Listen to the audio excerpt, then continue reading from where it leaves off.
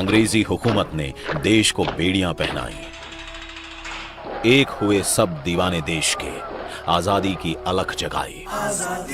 लाठी ऐनक वाले ने सत्याग्रह अनोखा छेड़ा। अनगिनत बलिदानों के बाद ये देश विदेशियों ने छोड़ा।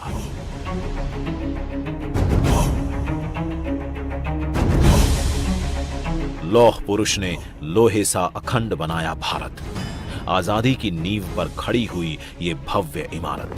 तभी आजादी ने कहा, मैं मंजिल नहीं, राह हूं, अभी तो मैं शुरुआत हूं।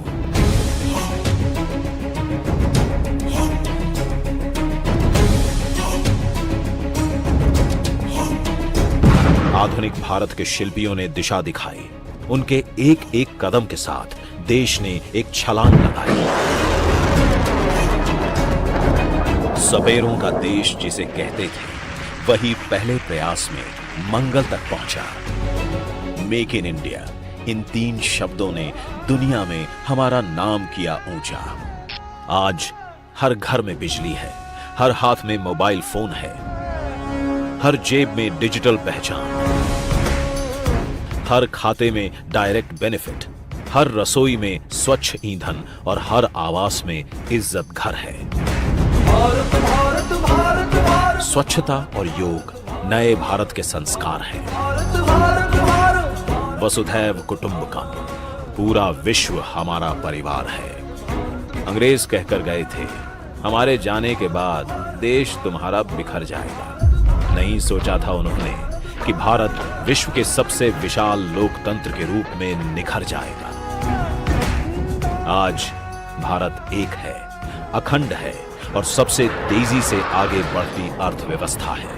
आत्मनिर्भर भारत, आत्मनिर्भर भारत। आत्मनिर्भर भारत ये एक प्रकार से शब्द नहीं, ये आज 130 करोड़ देशवासियों के लिए मंत्र बन गया है।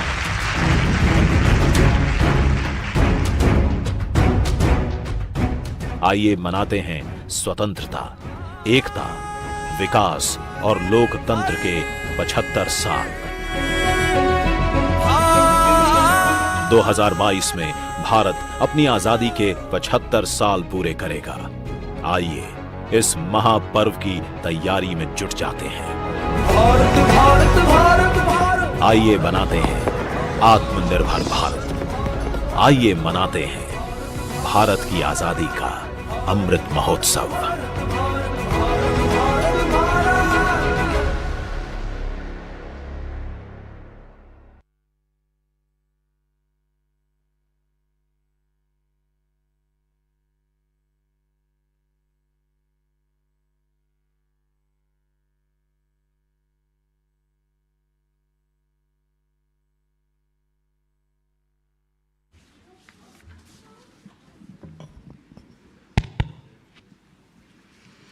Excellencies, ladies and gentlemen, bonjour and a good evening to all of you on behalf of the Embassy of India in Paris. For your kind attention, a French translation of the full event is available on installing Livre Voice app and entering the code 646889. Une traduction française est disponible en installant l'application Livre Voice. If you wish to hear it in French, please feel free to install it. We have a QR code on the screen. Thank you. Our guests will be joining us soon. Thank you for your patience.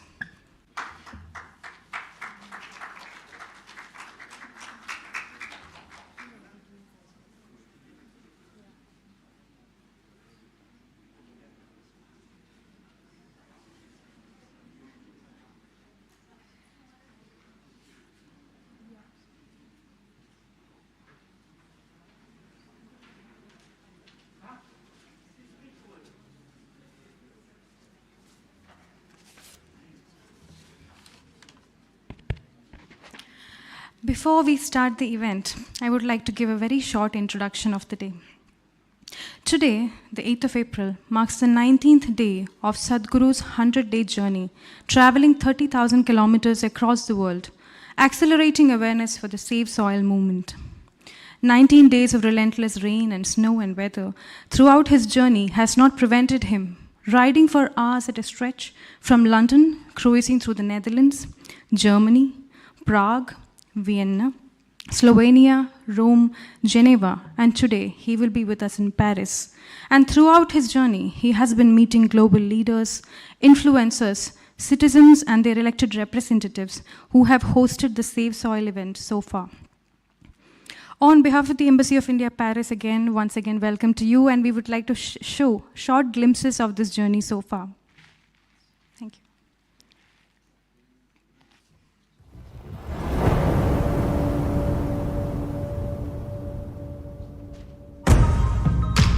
Soil is not a separate subject.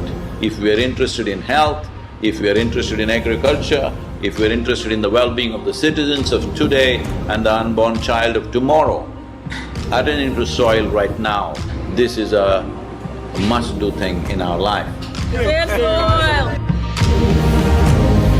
So this memorandum of understanding that we are signing, it will also bring some technical assistance to the Caribbean region.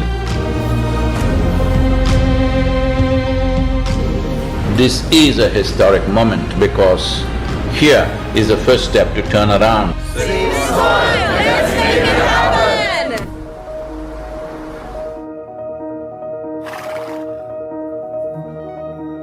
It's an extraordinary campaign. You know, it's shocking and unnerving. Wish you a very successful, joyful, exhilarating journey. I will take care of the exhilaration and joy myself. Yeah. What I need is, next 100 days from 21st of March, we want the whole world to talk about soil.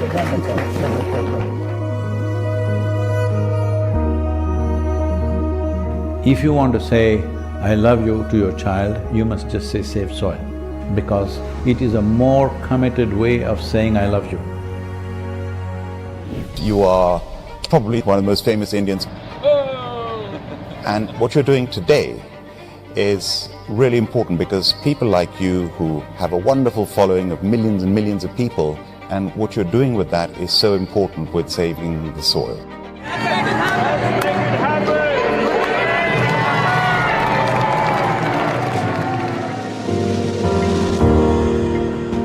In the last 20 years, over 300,000 farmers have committed suicide. If this doesn't wake you up, what else I'm asking? What else needs to happen? Sadhguru, you have the ability to change the world for the better. This many people, 6,000 people, with today's technology available, various platforms available, if you make up your mind, you yourself can reach 3 to 4 million people, yes or no? Will you make it happen? It's not about the motorcycle, it's not about the journey, it's not about the song, it is about moving people on the planet. Make it happen, huh?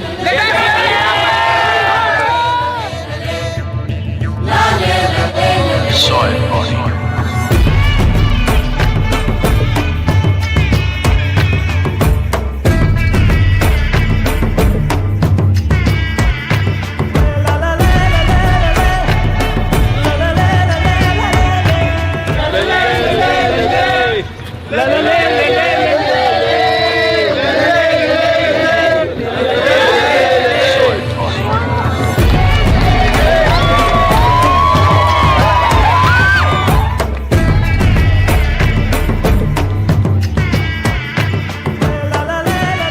I don't have many followers.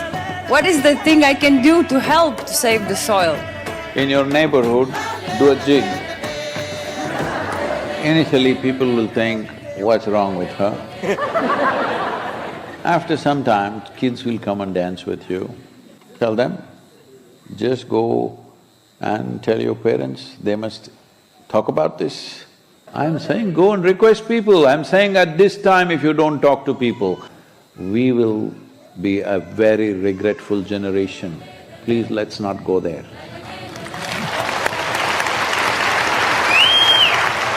I think if we all contribute, then we have a really strong voice. Save soil.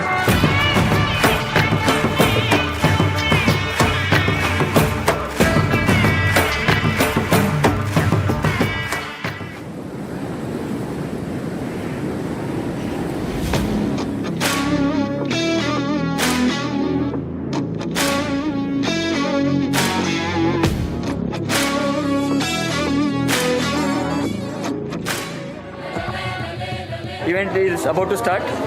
There's a lot of crowds still waiting for us to get inside. There has been so much excitement and everybody is so excited to hear Sadhguru talk about Save Soil.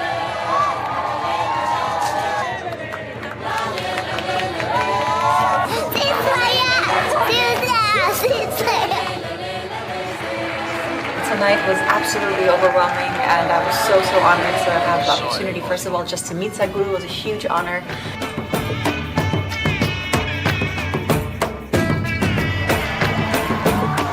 Sadhguru is very charismatic, and he says it as it is.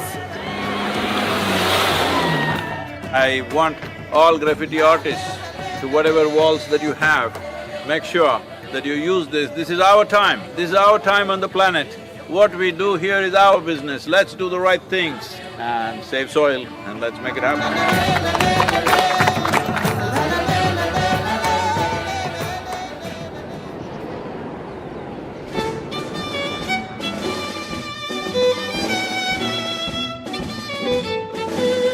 One of the most beautiful cities of Europe.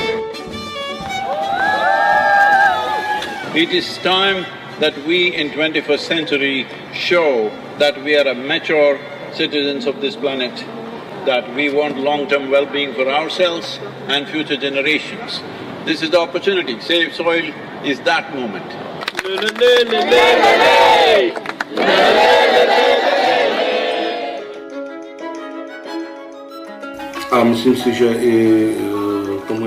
And I'm convinced that both our Minister of Agriculture as well as the entire ministry fully supports that trend or that direction. He is offering me much more than I came to ask him for. It's our common issue together. It's not for one nation, for one person, but we as people have to unite and to solve this.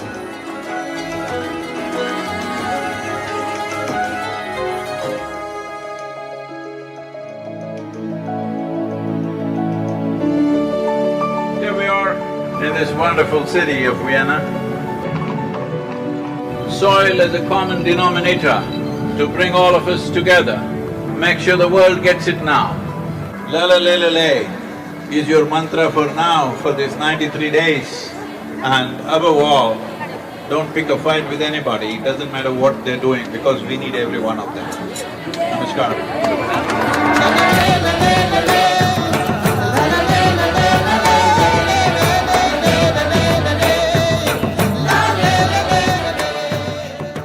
Yes, I know war is an important thing, but it's such an important thing that we can do without in our lives. At least from here on, cutting-edge technology should not go into military weaponry.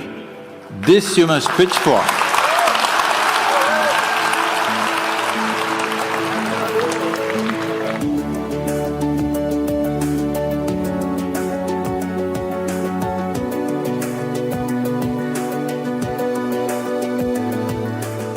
So, how do you feel here in Ljubljana in Slovenia? Feeling like it's home. Rešimo prst!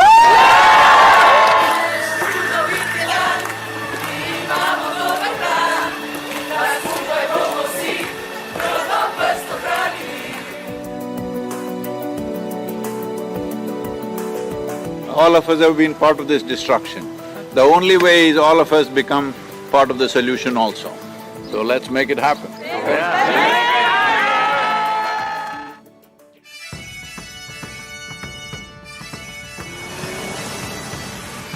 Riding on to Italy.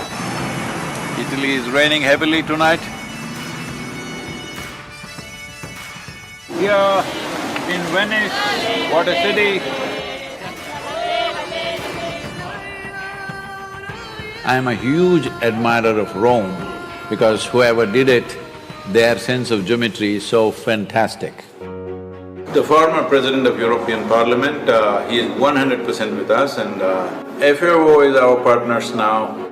And we are very happy that we are aligned in our message to high the profile of soils, and we believe that is very much needed.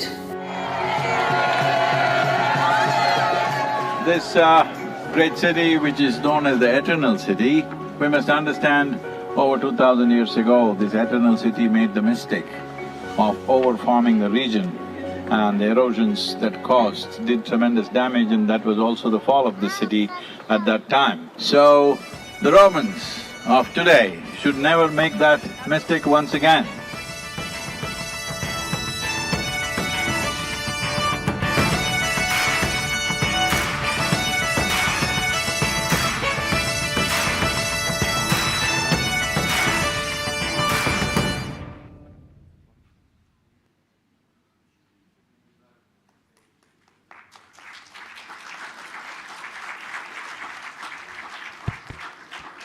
Ladies and gentlemen, our guests are here.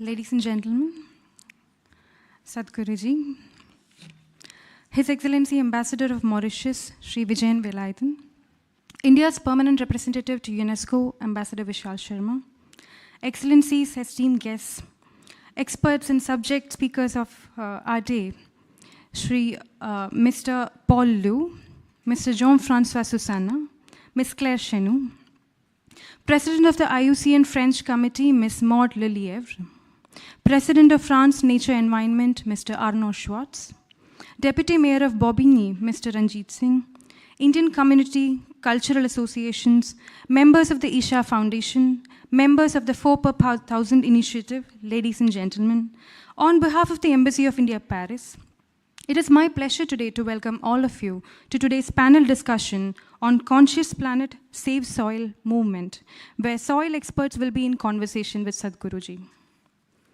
The Embassy has the honor to host this event in collaboration with Isha Foundation and the 4 per 1000 initiative. To briefly introduce today's program, the moderator will invite the panelists for their initial remarks, which will be followed by an open panel discussion. There will also be a question and answer session at the end.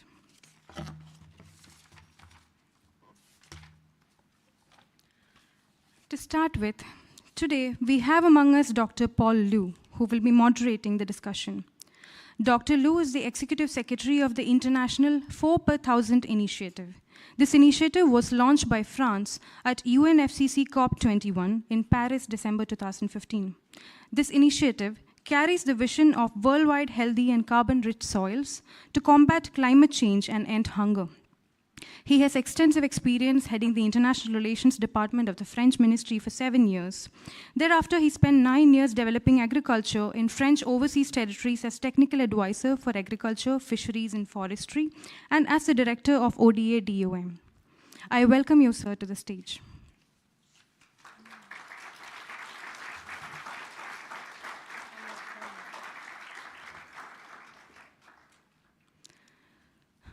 Dr. Jean-François Susanna, today, who is present with us, is currently the Vice President for International Affairs at INRAE, the French National Research Institute, an IPCC expert, the Intergovernmental Panel on Climate Change, and a member of the Scientific and Technical Committee of the International 4 per 1000 Initiative. He obtained his PhD in plant physiology at the USTL Montpellier in 1986. After becoming a senior scientist, he led a research lab on grassland ecosystems for many years. Since 1998, Dr. Susanna is a member of the Working Group 2nd of the IPCC and was the lead author for the 3rd, 4th, and the 5th assessment reports, and shared with all the IPCC authors the Nobel Prize for Peace in 2007. He continues to scientific expertise in agricultural international organizations like FAO and coordinates many national and international projects on the climate impacts of agriculture. Welcome to you, sir, to the stage.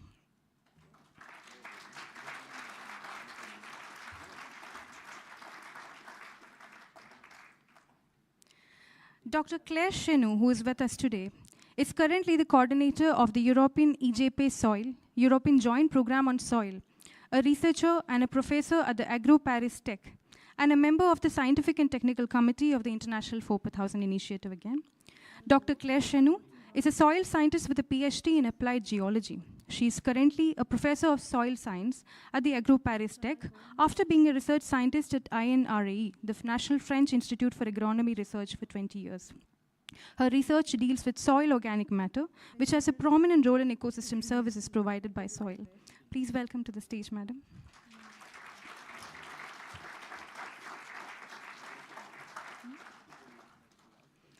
Last but not the least, Sadhguru ji needs no introduction. Sadhguru is a yogi, mystic, a visionary, and a 2-time New York Times best-selling author. Ranked amongst the 50 most influential people in India, he is known as a speaker and opinion maker in the international community. He has been conferred the Padma Vibhushan, India's highest annual civil award, accorded for exceptional and distinguished service. Sadhguru has been a primary speaker at the United Nations General Assembly and several other UN forums. He has also been regularly invited to speak at establishments such as the World Economic Forum, the World Bank, the House of the Lords, the University of Oxford, MIT, Google, Microsoft, just to name a few. Sadhguru, the founder of Conscious Planet and the Save Soil movement, started his solo journey on a motorbike from London on 21st March, which will take him 30,000 kilometers across 27 countries, from the UK to Middle East and finally to southern India, where the Kaveri Calling Project, an offshoot of the Rally of Rivers, initiated by Sadhguru himself, has enabled 125,000 farmers to plant 62 million trees to revive soil and the river of Kaveri. It is my honor and pleasure today to invite you, sir, to the stage.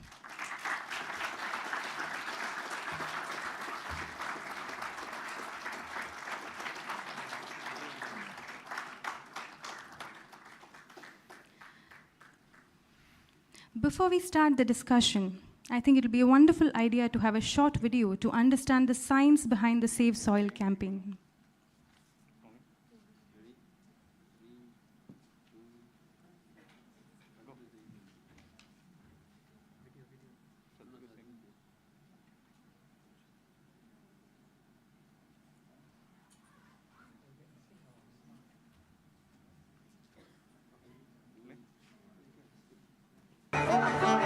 We are talking about climate change, carbon emissions, and global warming and various other aspects,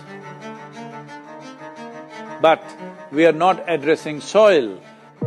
Soil is the habitat upon which zillions of lives thrive. Once there is no richness in soil, then you have forsaken the planet in many ways. Every responsible scientist in the world and the UN agencies are clearly saying we have only 80 to 100 harvests left. That means approximately 45 to 50 years of agricultural soil left on the planet. By 2045, we will be producing 40% less food than what we are producing right now, and our populations will be 9.3 billion people. The food shortages that could manifest in the next 25 years, the consequences of that is unimaginable. Civil wars will unfold across the world once there is food shortage. What we are facing now is soil extinction.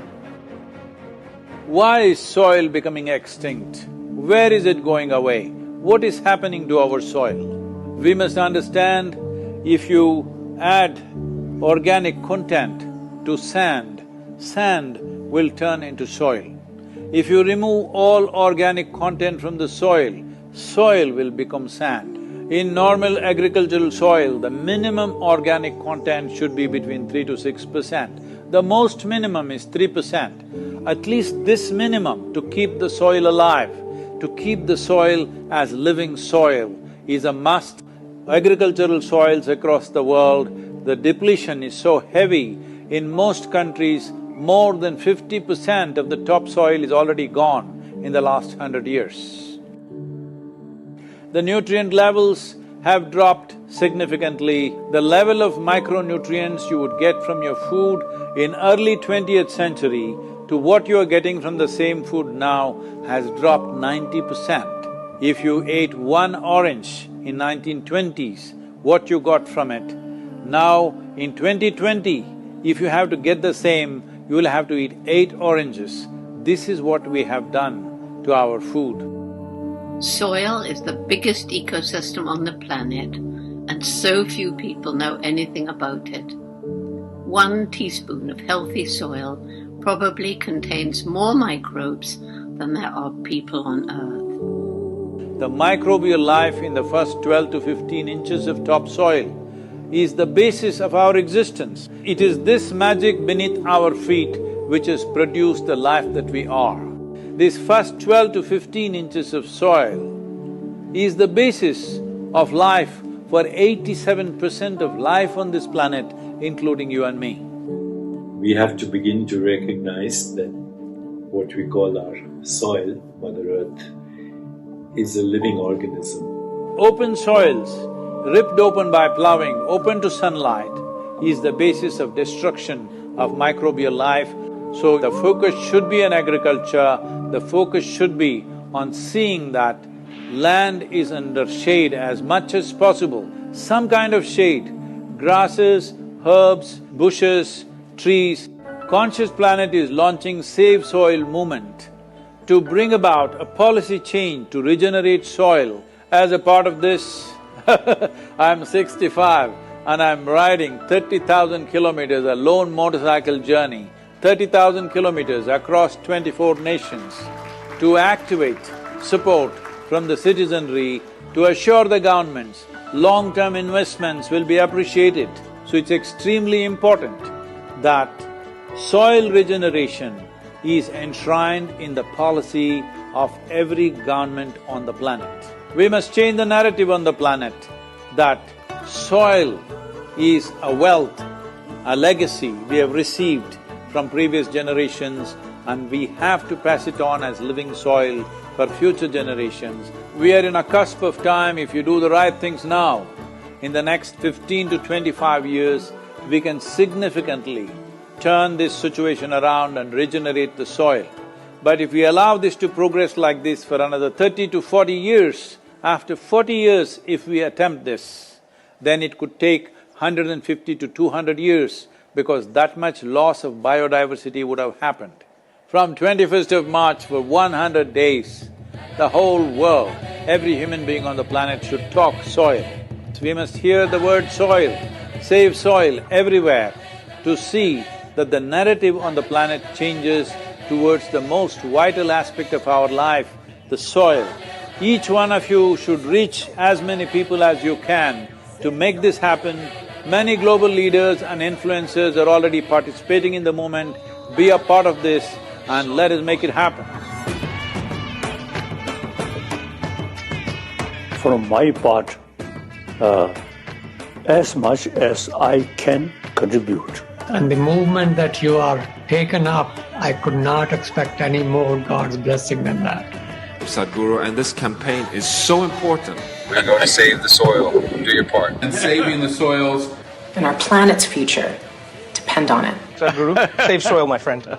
Save soil, let's make it happen. Antigua and Barbuda is part of the Save Soil mission. We commend you for what you're doing. That is why we are happy to sign the MOU. The science and philosophy that backs the thought behind the movement is tremendous. Save soil, let's make it happen. Save the soil. We know what we must do, so let's make it happen. Let's make it happen. Let's make it happen. Let's make it happen. Let's make this happen. Let us make it happen. Let's make it happen. Let's make it happen. Let's make it happen. Let's make it happen.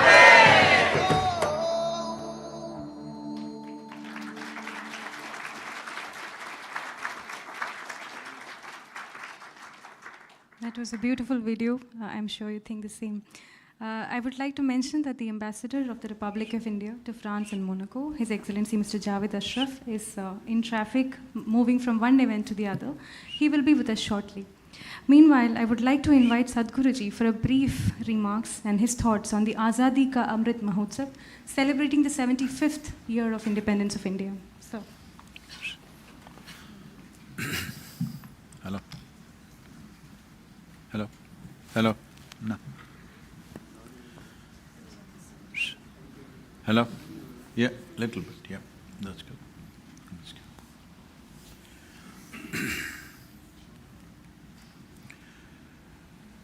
Jananam sukadham maranam karunam milanam madhuram smaranam karunam kalavashadiha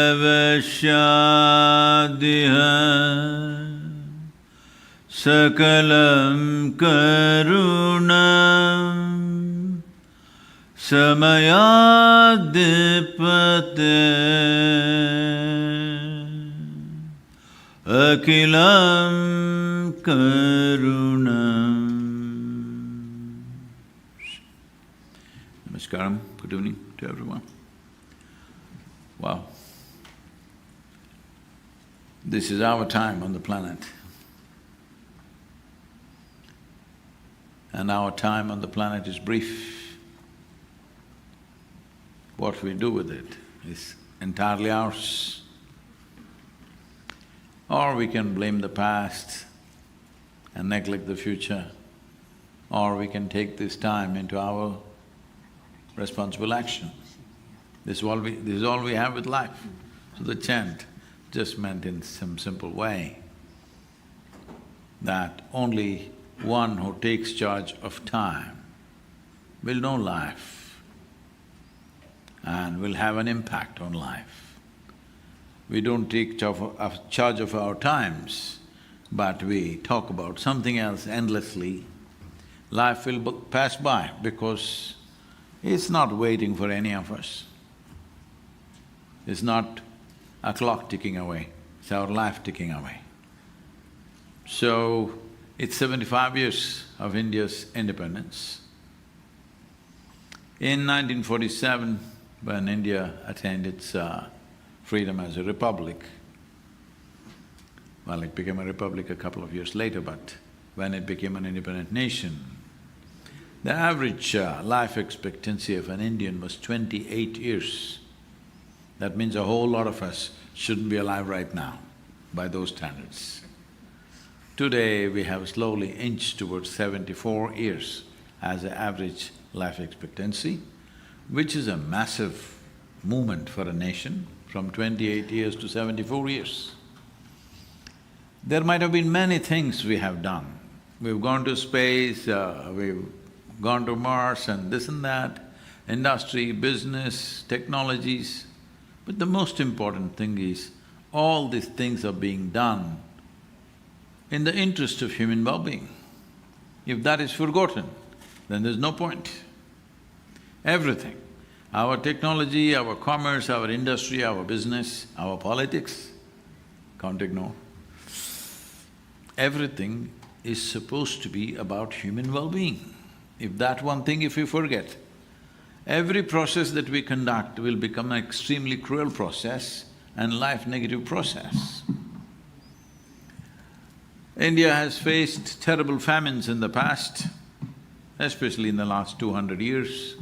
Before 1947 or even up to 1950, the 1942 famine took 3.2 million people in 4 months' time. Famine is the worst possible way to die. If a bomb drops on us, we are gone. Famine is a slow fade. Terrible things happen to human beings. We came out of that with a very robust system called Green Revolution, but we did not understand the Green Revolution and its methods were only a bridge to cross a certain situation, and we have to get back to terra firma once again. That we have been a little slow, now we're waking up. It's very important, whatever we do in an emergency is not a standard procedure. As emergency, to save human lives, we'll do certain things. That should not become the standard procedure of a nation or a civilization. That will be disastrous. Emergency activity should remain as emergency activity. So, in that context, today 62% of India's soil has come to a place where the organic content is either 0.5% or less. On an average, it's 0.68% across the country, which is a serious situation. It is summertime now in India.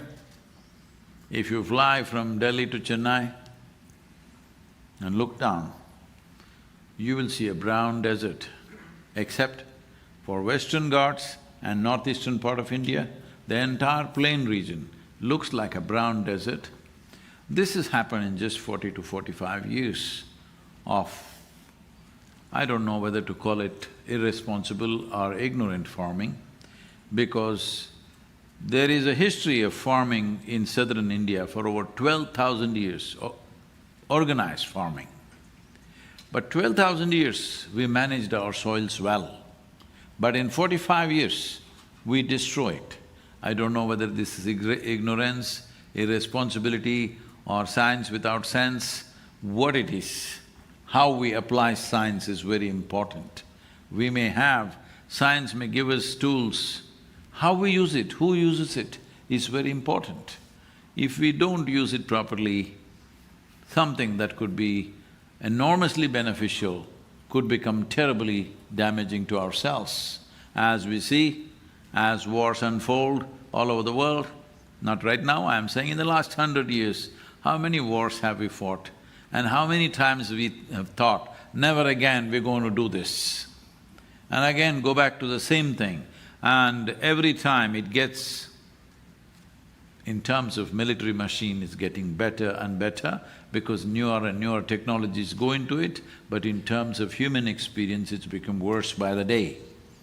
So, this is a case of science and technology being misused. Science and technology used by ignorant hands can be terribly damaging. Unfortunately, something similar has happened in agriculture, not just in India, across the world. In Northern Europe, today, average organic content is 1.48%, that's what they're telling me. Southern Europe is 1.1 to 1.2%. Below 1% in temperate climate is considered desertification. In Africa, the average is supposed to be 0.3%. In United States is about 1.4%, and over 30% of the topsoil is supposed to be just gone, disappeared. Like this terrible statistics all over the place, it may be… the numbers may be up and down, people can argue and debate about the numbers. The important thing is, we are moving towards a destructive process. We are moving towards a disaster, because UNFAO telling us now that the average loss of biodiversity per year is approximately around 27,000 species per year are going extinct. At this rate, we will be in serious trouble in 30 to 40 years' time. This is a very high-powered scientific panel who have enormous experience in this subject and also are very committed. One thing I have to say is not because I'm in France, I've always been saying it everywhere, and people are saying, Sadhguru, how can you say this only about France? I said, France at least tried to bring everybody to sense when it comes to soil and agriculture. In the last few years, they've strived for it. How successful they are or not, they should tell me, but there has been a striving. The narrative at least has been in the right direction. So here we have people of science and also people of policy. Both are here. I think I will leave it to them to speak further. Thank you very much for being here.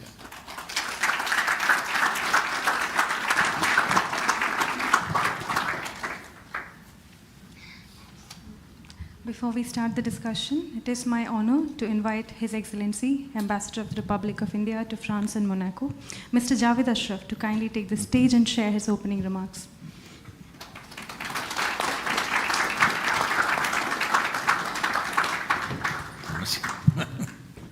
Well, I thought Sadhguru had already started, and so by intervention at this point. But really, first of all, apologies for coming late. It was the Friday evening, rain-drenched traffic, which just goes on to show that we really do need to reimagine our cities. But Sadhguruji, warm welcome to you in Paris on your long journey across Europe and on to India. But before that, you've already been in Latin America. I'd like to also welcome His Excellency and my good friend, Mr. Vijayan Valadon, Ambassador of Mauritius to France, our permanent representative of India to UNESCO, Shri Vishal Sharma. Particularly like to welcome also the panelists here today, a very eminent panelist, Dr. Paul Liu, Executive Secretary of the Perth Housing Initiative, Soils for Food Security and Climate, and again, an example of what Sadhguru was just speaking about, of how France is leading the effort in creating consciousness about soil. Professor Claire Chenu, again, Professor of Soil Science, co-chair of Perth Housing, and of course, Dr. Jean-Francois Susanna, Vice President for International Affairs at INRA Paris. Again, all three leading examples of that validates the point that that Sadhguru mentioned. Now, you've already heard that the thing that we take most for granted is the earth beneath our feet. We almost assume its permanence, its inviolability, it's something that just exists for us, but it perhaps nothing that matters more to life on planet in every sense of the word, not just in terms of our food security, not just in terms of the quality of food we eat, but in every sense of the word, we are here because of soil. And it is therefore something that we need to worry about. Clearly, as you've just heard about what human beings are doing to something that nurtures them in their life on earth, which is the soil and the degradation that it is causing. We do hear a lot about climate change now. We hear a lot about air pollution. There's a lot of consciousness about now oceans, about rivers, about water in general. But it is something that we do not very often hear about in public discourses, which is about soil. But we've just heard about the impact that human activities are causing on this. Let me just say that there is already, as always, UN initiatives in this regard. UN is always there to take initiatives. We've got 3 conventions which speak about soil. We have a UN Soil Health Day, which is December 5. We have the UN Year of Soil in 2015. And as I said, you have, of course, the 3 conventions, including on the Framework Convention on Climate Change, the Convention on Biodiversity, and conventions. So I think what we also have are government initiatives. Every government, and I would like to say that in particular for India, Prime Minister Shri Narendra Modi launched the Soil Health Card in 2015. It seemed like to a lot of people a strange idea. But the idea that every farmer could have a certificate that gave him an accurate assessment of the health of the soil is in a sense similar to the health cards that we have as individuals. But there's also a large number of initiatives that exist in the world, in our country now at the national level, at the state level, for conservation and preservation of soil. But all of this regulations, policies, initiatives, money, finances, will have very little impact without creating social awareness or social movement, social consciousness around the responsibilities that we as citizens and individuals must bear. And it is the only path to real success. And it is this initiative that is at the heart of Sadhguru's mission, which is the Save Soil mission, for which he's undertaking this extraordinary journey, which started on March 21st in London, will, on his motorcycle, weave its way through 23 countries, 30 cities, cover 30,000 kilometers before it ends in Coimbatore in southern India. It's a journey on which he is speaking to thousands and thousands of people, policymakers, media, government, citizens, activists, civil society, academics, researchers, to create this consciousness around the urgency and the need to save or to work towards saving the soil. Now, we all know Sadhguru. I think it isn't just the fact that he is a great guru a person of great wisdom, insight, vision, but that he also combines science, spirituality, social consciousness, and social mobilization, 4 S's. And why I mention all these 4 is because it isn't just science, it is also spirituality, which will be important for saving our planet, for saving our biodiversity, for protecting soil, for our water, for our rivers. And why do I say this?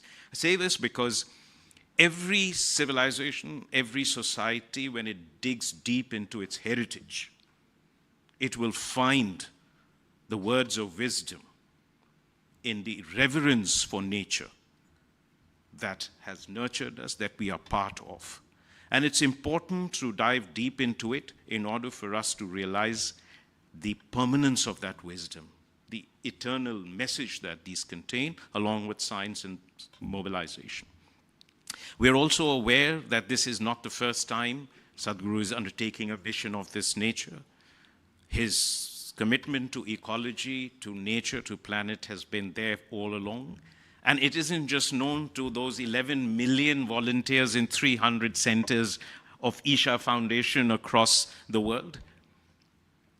But for example, we've had the Project Green Hands, which we launched in 2004, which was meant to bring children into the process of afforestation and to also bring farmers. So we have 70,000 farmers to whom 38 million samplings, if I remember the figure correctly, have been distributed.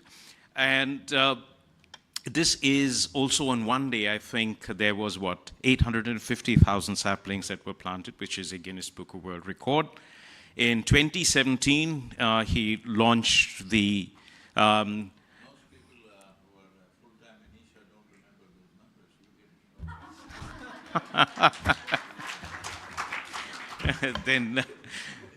then of course, in 2017, he again launched an extraordinary program that was to rejuvenate our rivers.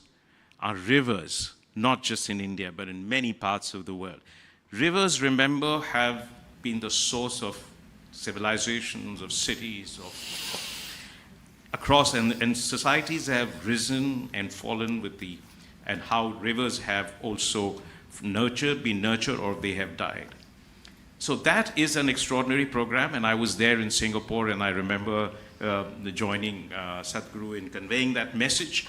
But here are the numbers. 162 million people.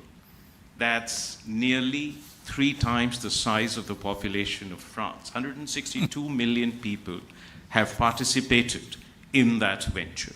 There are 18 state governments today that are actively implementing this. This is a mass movement to save and rejuvenate the rivers. And I think it holds the key to the future of our country, and in general, if we continue with this movement across the world, to saving civilization, planet, and human life. But there is also, as far as Sadhguru is concerned, part of this is also the Kaveri Calling initiative, which he has been running, which once again is been recognized as the largest ecological program involving farmers to save a river. Just as by the way, the United Nations Environment Program already recognizes the River Rejuvenation Program as the largest ecological program in the world. So this continues what has already been a series of initiatives for the ecology of the world.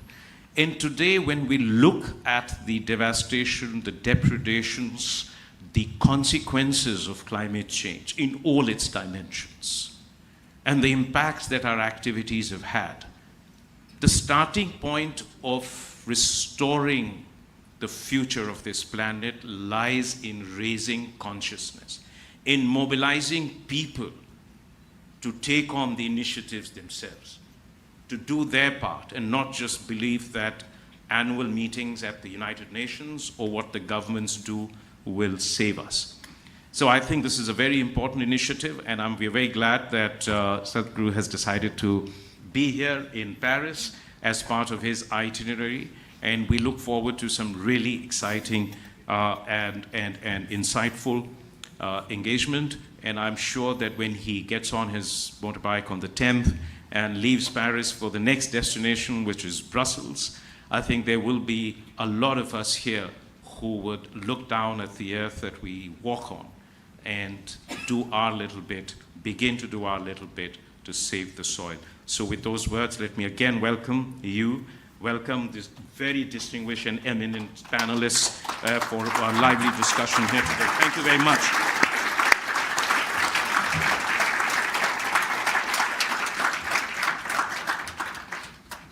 Thank you, sir.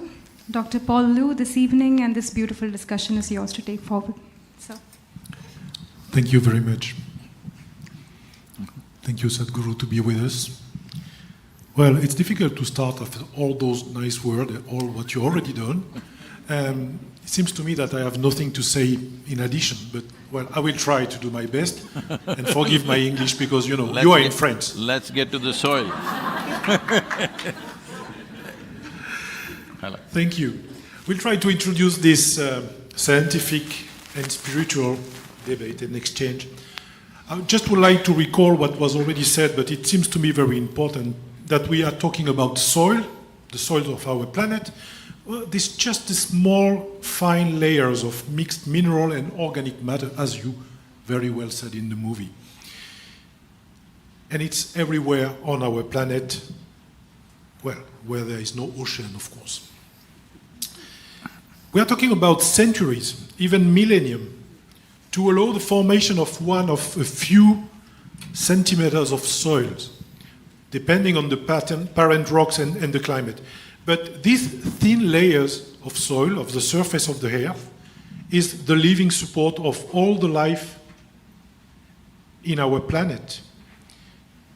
And it's why it is so important. Our soils takes thousands of years to form. It is unfortunately not uncommon to see them disappear in a few years, as you just said. Nowadays, the UNFAO considers that more than 75% of our planet's soils are degraded. And if we are not careful, in 2050, 90% of the soil will be affected. And the main factor of this degradation is man, especially the use he makes from the land and the soil through agriculture. Well, climate change, which was already begun and which are collectively we are trying to mitigate, is only making the situation worse. Just to start the discussion, I will just start turning toward the panel, if you allow me, Sadhguru. Please. And Jean-François Susanna, what prospects do we have for climate change by 2100? And what impact should it have on soils and consequently on agriculture? Yes, thank you. Thank you, Paul. And I'm really humbled by your campaign, Sadhguru. What you are doing is really impressive. Let me answer the question. What we face with climate change is not only the global warming, but it is also about extreme weather events. With those extreme weather events, we see large threats for soils because we get extreme precipitation, so heavy rainfall. We get also prolonged droughts, which conduce to wind erosion. And therefore, what may happen is that we have combined negative effects of soil degradation on the one hand and climate change leading to declines in crop yields and therefore increased threats for food security. So we have to think broad and to think on how we can regenerate our soils and also reduce the emissions of greenhouse gases. And in this way, the 4 per thousand initiative was launched at the time of COP21 in Paris with that vision that indeed restoring soils would be crucial for climate change adaptation, for mitigation, for food security. So it is really the central place for environment and for ecology. Thank you. Mrs. Claire Chenu, in this context of climate change, what is your opinion and your scientific point of view on the situation of agriculture and the effect of the climate crisis on the production in the future years? Thank you. Well, first I would like to thank Sadhguru for this campaign. I'm quite amazed and thrilled by it. And one thing I'm often talking about raising awareness, and something I was very sensitive to is that you said, and Mr. Ambassador said, it's also raising consciousness. And for me, that's different. And I have to think it over and maybe integrate that. Now, coming back to the question of Paul Liu, well, as Jean-François Susanna said, climate change is going to have a very strong impact on food production, or primary productivity in general, and food production. And it will hence indirectly affect soils, because soils are made partly of what comes from the vegetation and the organic matter you were talking about. It's all that has been alive or is alive. It's the matter that comes from life. So these will decrease if production decreases. Now, what I would like to say is that there are very complex interactions and strong interactions between climate change and soils.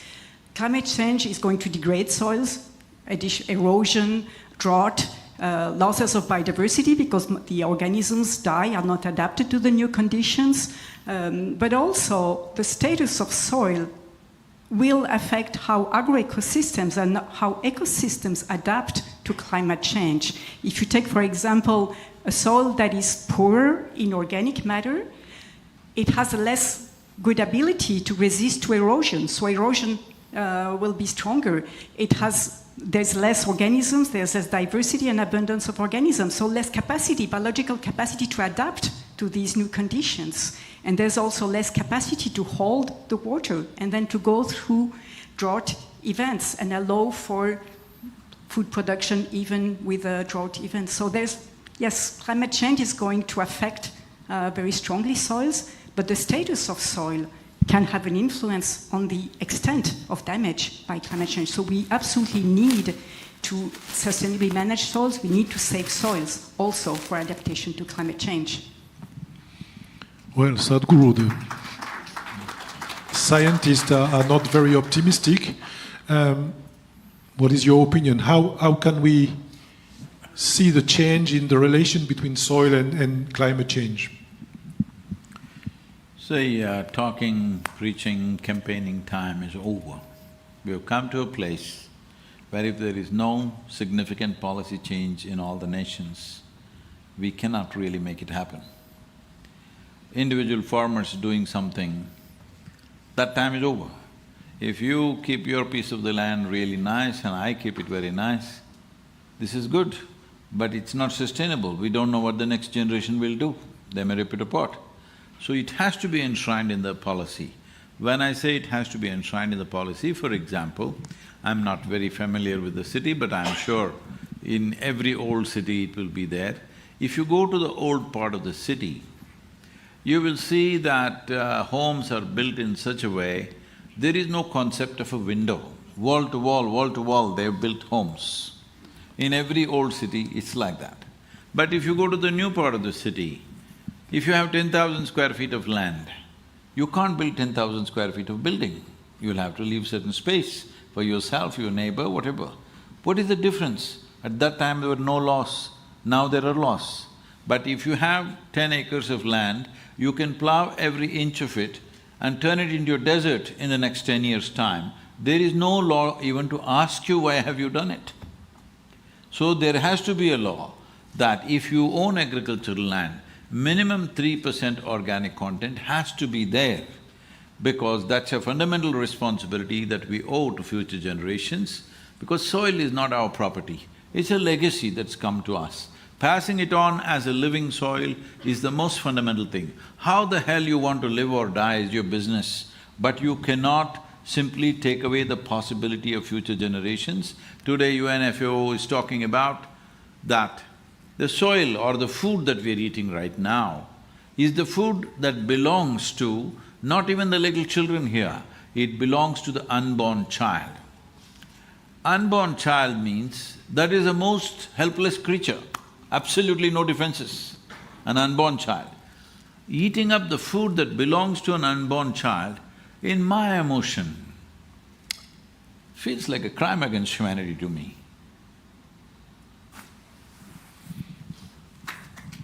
Thank you. So we're talking about soil, we're talking about erosion.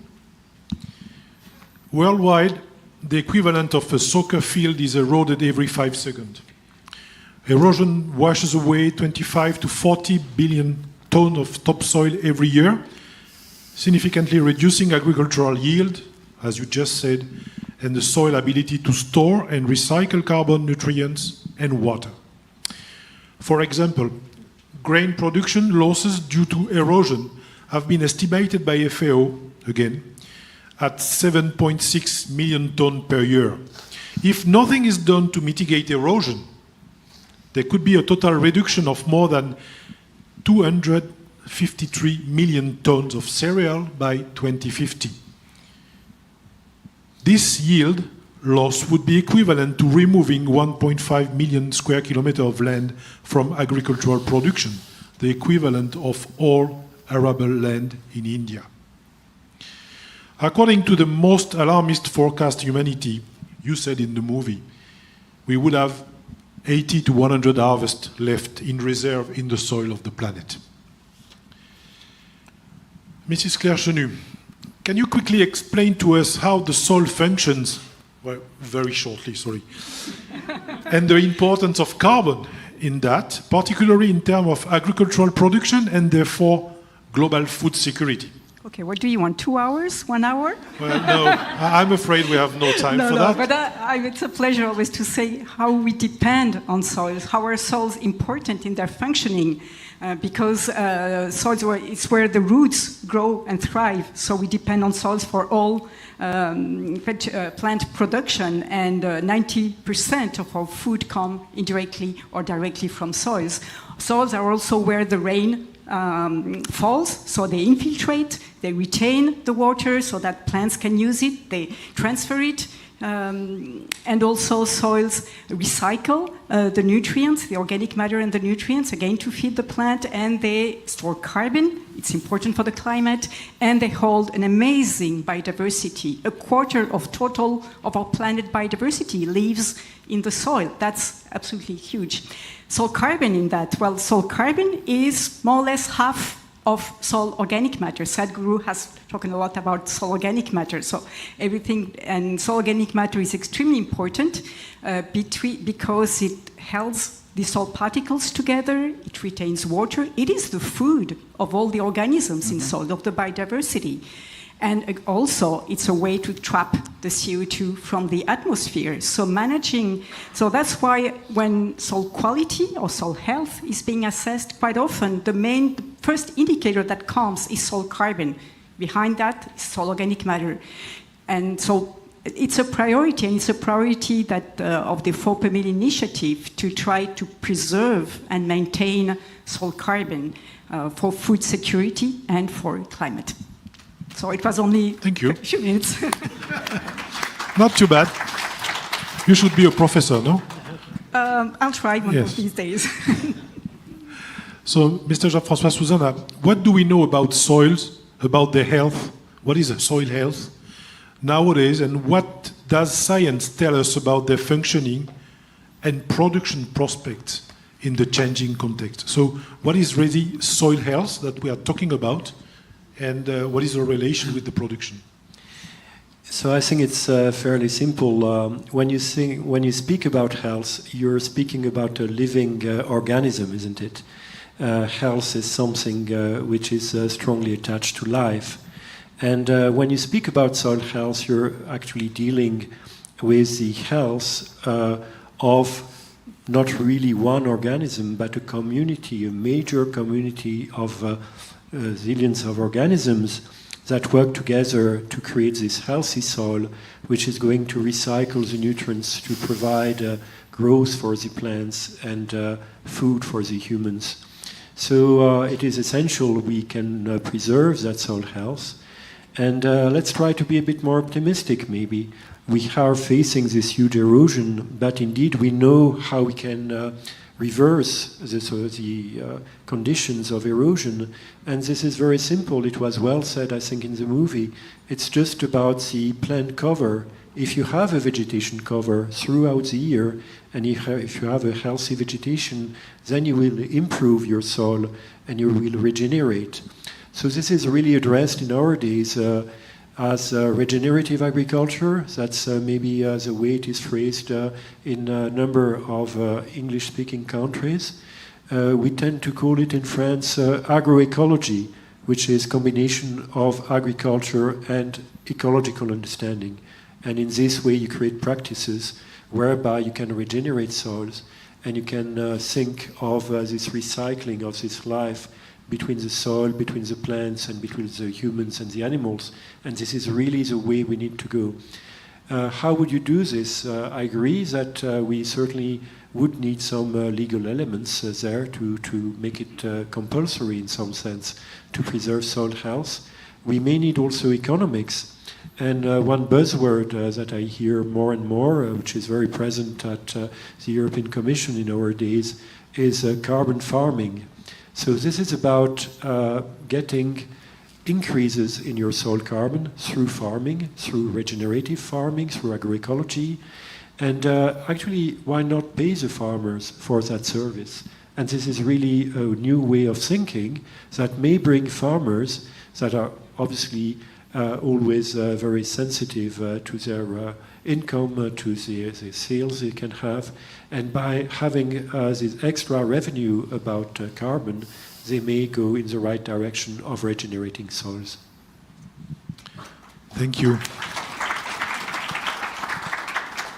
So, Sadhguru, wisely you just said before that we should enforce a law with having soil with 3% of organic matter at least. So in this context of erosion, Jean-François has just proposed to help farmers with additional income. So what is your point of view on that? Yes, when I say a policy, I'm talking about, see right now for example in Europe, it's around 1.48% in Northern Europe, and Southern Europe is just over 1%.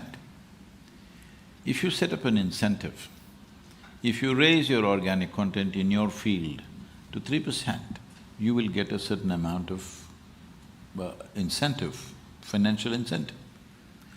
And the next thing is, there are industries and corporations who are talking about carbon sequestering and carbon trade. So for that, you can also add extra income by counting it as carbon trade. And the next thing is, when the produce comes to the marketplace, right now, suppose if you go to the market, they say this apple is organic. What is the other apple? Is it inorganic? Is there such a thing? So, right now this complex thing of trying to check how much fertilizer, how much insecticide or how pesticide is in this apple is an impossible thing, believe me. Because on which day you applied it? When it was flowering, did you apply it? After it became a small fruit, did you apply it? After it became a big fruit, did you apply it? What season did you apply it? Did it rain on that day? Was it sunlight that day? All these things will determine how much of it actually gets into the produce, not exactly the usage. The usage, you're only thinking that it may damage your life, that if you eat the fertilizer or pesticide, it damages your life. This is like you're concerned about the fruit, but you're not concerned about the root. So right now the concern is to keep the soil organisms alive, because only if they stay alive, we will all be alive, because we are just a consequence of that life. Even in terms of evolution, we are just a consequence of that. So, when the fruit or the vegetable comes to the marketplace, instead of marking it as organic and whatever else the rest is, if you mark it as this fruit comes from a field which has 3% organic content. Now there is enough science to tell you, if the organic content in the soil is 3%, what are the extra micronutrients this particular fruit has? What are the health benefits that this will give you? What are the preventive things that will happen to you in terms of ill health? All this science is already there. Both physical and psychological health is very connected to the micronutrients we consume. Right now we've been through a pandemic. You don't need to consult any great virologist. If you ask any basic doctor, they will tell you, if you're lacking vitamin A, B6, B12, folate, iron, zinc, magnesium, you will be more susceptible to respiratory infections. This is a known thing. And just look at this in the world, almost in every country people are deficient of these things simply because it's not there in the soil, it's not there in the food. Now, I'm not trying to say pandemic would not have happened if the soil was good. Definitely it would not have caused this much panic as it did if we were of a stronger constitution. And that stronger constitution is not one day's thing. It doesn't happen by going to the gym. It happens by eating the right kind of food and by being connected with the soil through the food and also otherwise. If that otherwise is not possible, say city-dwelling people, but at least the food should have that. They're talking about erosion. See, this is something Europe needs to watch out and also North America. Wherever there has been snowfall, if right now we're talking about 1.5 degree rise or something, if 1.5 degree rise centigrade happens, we're hoping it's only 1.5. Even if it's 1.5, the amount of snow that was coming down, instead of snow, it will come in the form of rain. Once it comes in the form of rain, your land, your terrain, the nature of this vegetation that you have is not capable of taking this, because your vegetation is not like tropical vegetation. Now, when it comes down in the form of water, the kind of damage that causes to your soil is far, far more than what's happened till now. So if you don't strengthen it now, as these things increase, as they pick up momentum, it becomes more and more difficult. When we say more and more difficult, loss of life will happen, suffering will come in many different ways to human beings. So, this is a cusp of time. If we act now, if we do I'm saying policy, because if you don't make policy, it won't happen universally. Only few people concerned farmers will do it, rest won't do it. And even if they do it, their children may not do it tomorrow. It has to be in the policy, as there is a policy for urban land. Initially, it starts with incentives. If incentives… also if somebody ignores, incentives should be large enough so that they cannot ignore it. And it's also important that farmers earn as much as an engineer or a doctor or a lawyer. This is very important because most people are going out of farming right now. In India, 63% of India's population is in farming. We've done some kind of a survey. What we find is not even 2% of the farmers want their children to become farmers, because it's a terrible thing. It's a terrible profession to pursue. Maximum number of suicides in almost every nation is among the farmers.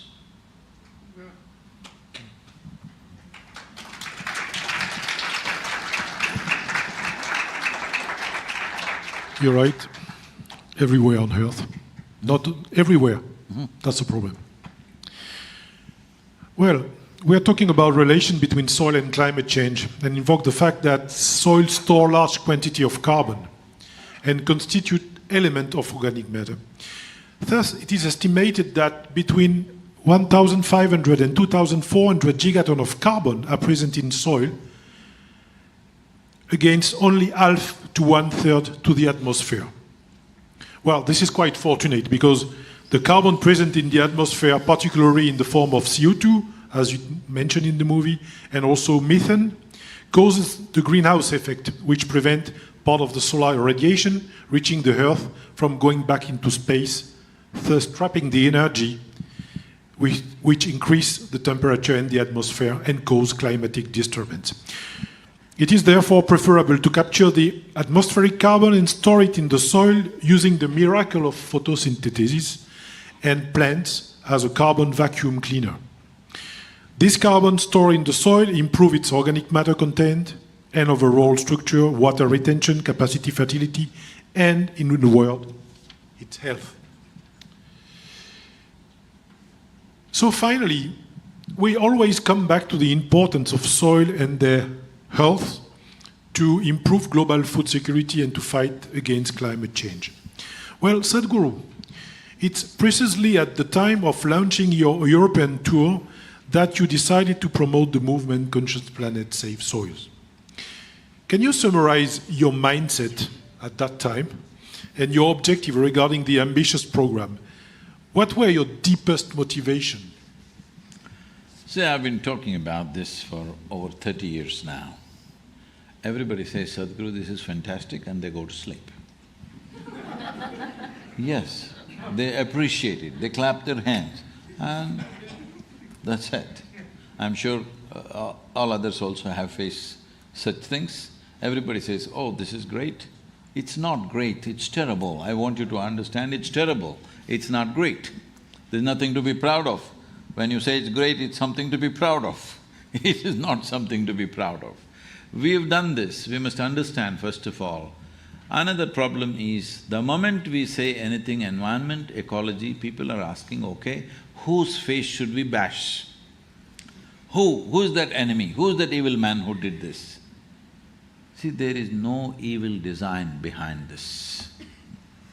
This is just human beings in pursuit of their happiness and well-being, they have done this. Hello?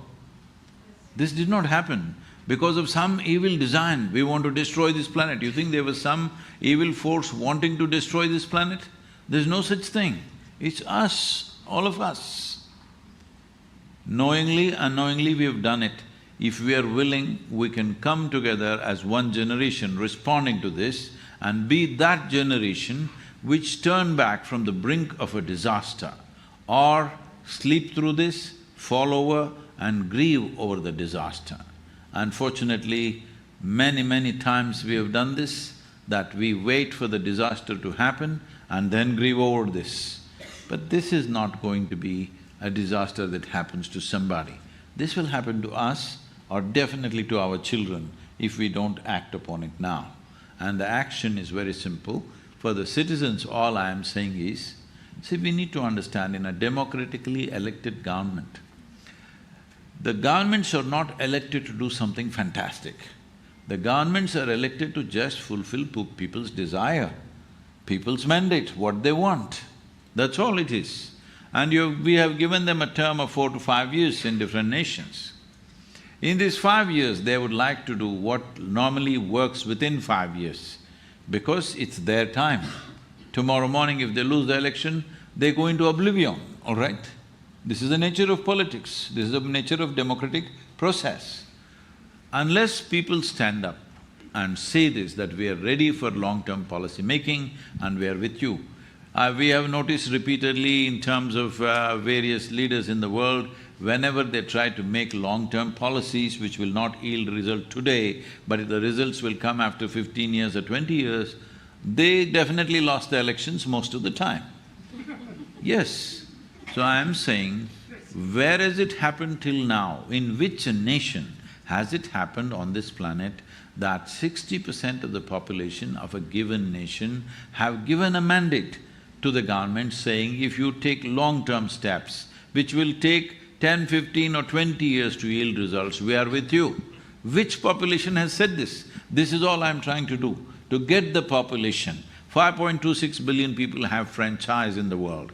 I want at least 3 to 4 billion people to say something about soil in this 100 days. Thank you for that, thank you.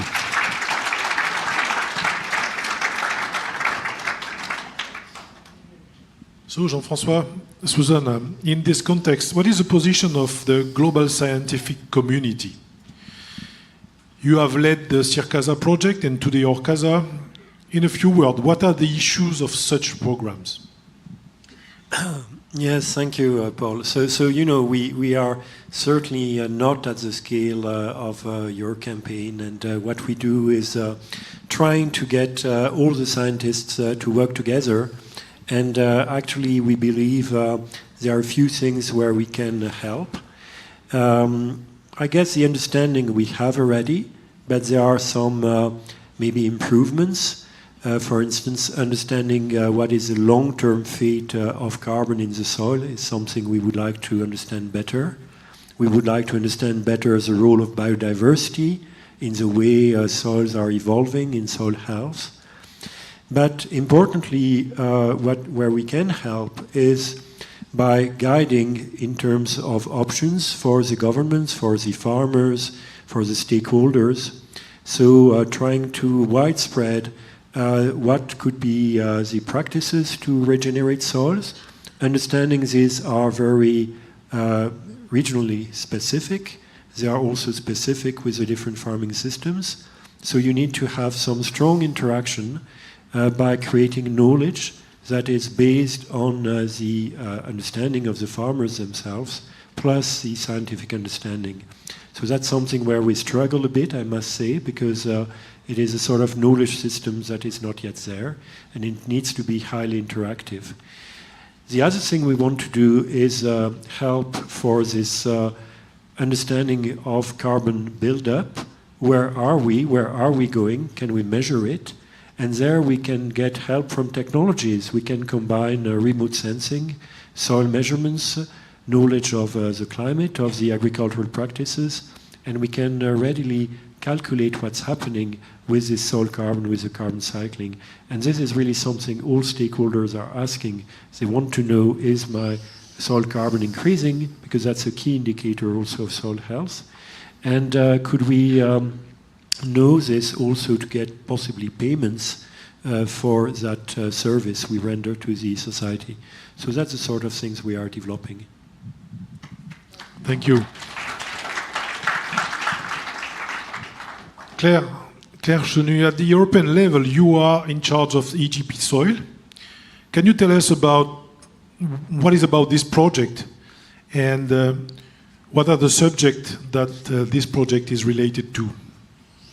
Thank you for your interest, Paul. So the European Joint Programme Soil is a research program that has started 2 years ago. It associates research institutes, so it's not at the same level as the campaign you have. It associates research institutes from 24 European countries, and the long-term objective is to foster climate-smart and sustainable management of agricultural soils. So healthy soils that allow to better adapt to climate change and to contribute to mitigating climate change. As was said already by Jean-François and others, in a sense, we know which are the principles of a sustainable soil management: cover the soil as much as possible, diversify the vegetation, the crops, reduce the contaminants, disturb less often the soil. But soils are very varied and the climates are very different. So what we do not know actually is what is the current state of soil and how to measure it in the different contexts, different soil types. And for that, we need to assemble research. We need to coordinate between ourselves. In Europe, we are lucky in that we are quite data rich regarding soils, but our data were developed in different ways in the different countries. So we need now to harmonize. It's not standardizing, not at all. It is explaining how to go from how is measured a certain variable in a country to how it is measured in another country. So we can build up on all the knowledge we have. And also there are still research questions, so we try to develop knowledge. For example, there are synergies and trade-offs between management options. And for example, some management options allow to store more carbon, but they emit more N2O, which is another greenhouse gas. So we need to know when this happens and how to control, how to make it that the additional emissions of N2O do not compensate for the additional storage of carbon. So it is, improving the knowledge for that. So another objective of the European Joint Programme is to build up a community to better align our research efforts, to better harmonize between ourselves. Thank you. Working together. Even the scientists are dreaming to work together. Restoring soil health is central to all efforts to combat climate change, biodiversity erosion, desertification and food insecurity. It is now very clear, that if we can regenerate the planet's soil, we will increase the chance of meeting the many other challenges facing humanity. This is precisely the goal of the 4 per Mil initiative. For those who are not familiar, I mean, you can have a look to our website, of course. In a nutshell, the ambition of the 4 per Mil initiative as a global platform is to encourage all stakeholders from all geographies of the world to raise general awareness to build an environment conducive to a paradigm shift in the world agriculture. That's what you were saying, Sadhguru.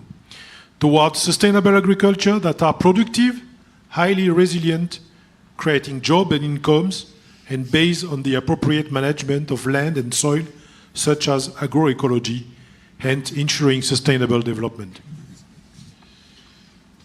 Thanks to our 700 partners, including 310 members from all stakeholders groups, changes are taking place at the field level, particularly with the adoption of appropriate practices by farmers and foresters, the development of supportive public policies, of monitoring, reporting, and verification of impact, and the scientific support to understand the evolution of soil carbon stocks and the mechanisms that lead to this outcome. Civil society is also finding answers to its desire to see agriculture and forestry around the world follow the path of agroecology. 2 years ago, the initiative adopted its strategic plan 2050 that guides our action for the next 30 years based on our vision, worldwide healthy and carbon-rich soils to combat climate change and end hunger. We still have more countries to convince, exactly as you do. We have 41 countries at the moment with us. We would be pleased to have with us India, Mauritius, and some others. So it's a call.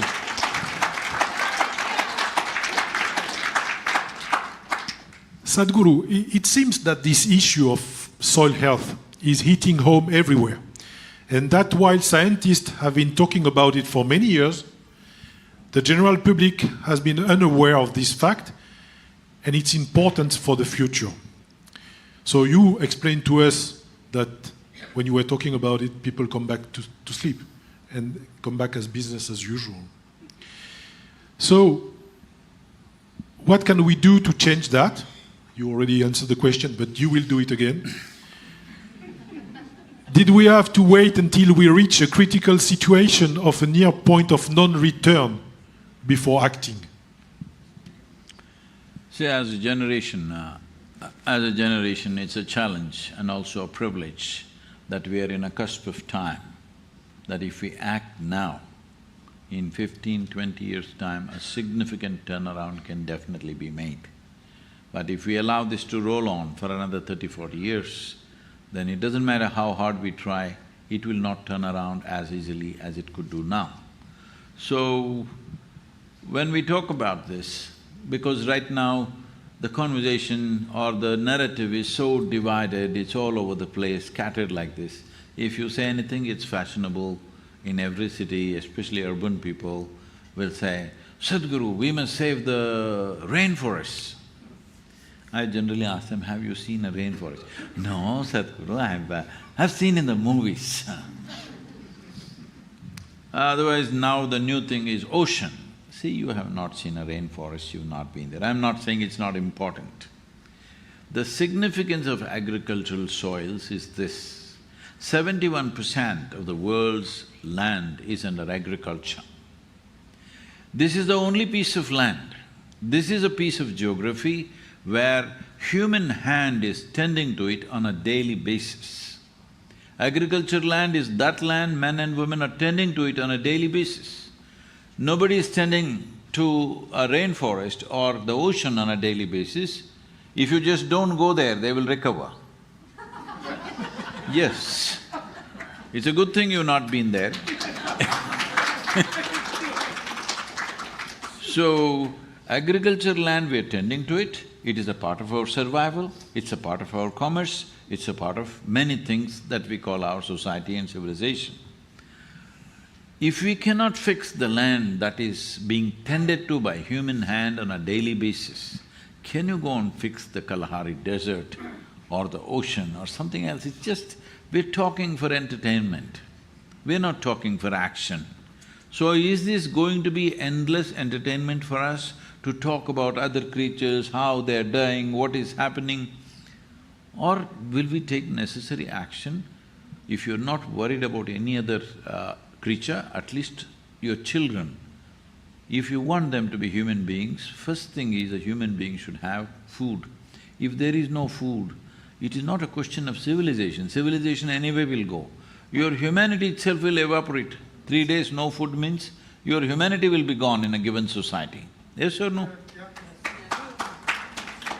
So at least if you're not worried about any other creature, the human creature that you are born, at least for that one's sake, you need to act. I am not asking you to go and fix the lands. I am not even asking you to support me. You don't have to support me. All I'm saying is, every day get up and say, save soil, soil, soil, something, or make a song or a mantra or some goddamn thing. Say something, soil, soil, soil. If 3 to 4 billion people talk soil, well, there are ways and mechanisms with which we can move the governments. This is an important thing, in a democratically elected government, in a democratic nation, the most important currency is numbers. It is the numbers which decide who rules and who doesn't rule, isn't it? So if you move the number, 60% of the electorate, if you move in a given nation, there is no way any political party will ignore that. We have written to 730 political parties on the planet, saying that soil and soil ecology must become a part of your political manifesto. Everybody is talking about tax benefit, this thing, that thing. It is important, what is most fundamental to our life should become a part of our political process, irrespective of your political ideology, irrespective of your race, religion, nationality, because your nationality, race, religion means nothing when it comes to soil and microorganisms and life. Life as such has nothing to do with your nationality, race, religion, caste, creed, or whatever other nonsense you may believe in.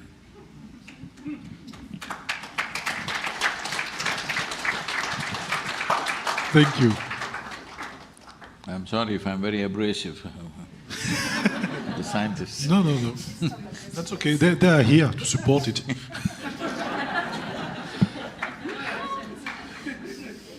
So, Claire and Jean-François, you are both members of the Technical and Scientific and Technical Committee of the 4 per Mille initiative. Well, what do you want to say about the work of this committee and how it could help in all what Sadhguru said? I would like to also ask… Hello, please. If you can leave me on, I won't say something. I would also like to ask, because I did not know about… I had heard about this, but I thought it's something that they discuss in the COPs, but this 4 per 1,000, if it's the national policy, is it being implemented? Because this is the way forward. Is it being implemented? You want to answer?